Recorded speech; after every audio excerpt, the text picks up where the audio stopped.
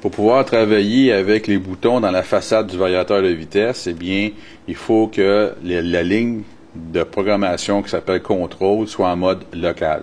Pour ce faire, on vient peser sur Programme Run comme ceci. On va venir entrer le password, qui est en français le mot de passe, qui est 19, soit dit en passant. Et je dis Enter. Et là, je viens de rentrer dans les lignes de programmation. Alors, il me reste juste à trouver la ligne contrôle. Alors, je vais essayer de me dépêcher, aller un petit peu plus vite. On peut voir qu'il y a beaucoup de paramètres à venir modifier à l'intérieur du variateur de vitesse. Je vais aller contrôle.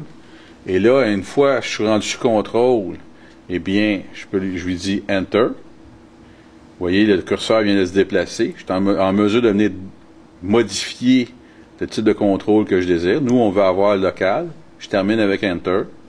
Et voilà, le tour est joué. Et là, je peux revenir à l'afficheur du début. Lorsque votre variateur de vitesse est alimenté, on peut voir l'afficheur ici qui nous donne des informations, c'est-à-dire stop pour indiquer que le variateur de vitesse n'envoie aucune tension au moteur. 38 Hz, c'est la vitesse nominale qu'on a pré-réglée à l'aide du variateur de vitesse. Pour activer tout ça, eh bien, tout ce qu'on a à faire, c'est peser sur Start.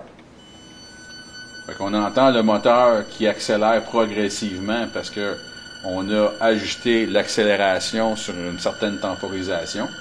Ce qui veut dire que ça va prendre un certain temps pour atteindre les 38 Hz. Une fois qu'on a atteint les 38 Hz, on va pouvoir voir ici, ça va t'indiquer Run, qui nous dit que tous les paramètres du variateur de vitesse ont été atteints. Et quand je veux l'arrêter, je pèse sur Stop. Maintenant, directement sur le panneau, on est en mesure de venir ralentir ou accélérer le moteur à l'aide des flèches ici. Fait que si je descends, je peux le descendre à la vitesse désirée. Par exemple, à 30.68, je pèse sur Start. Et là, il va remonter jusqu'à 30.68.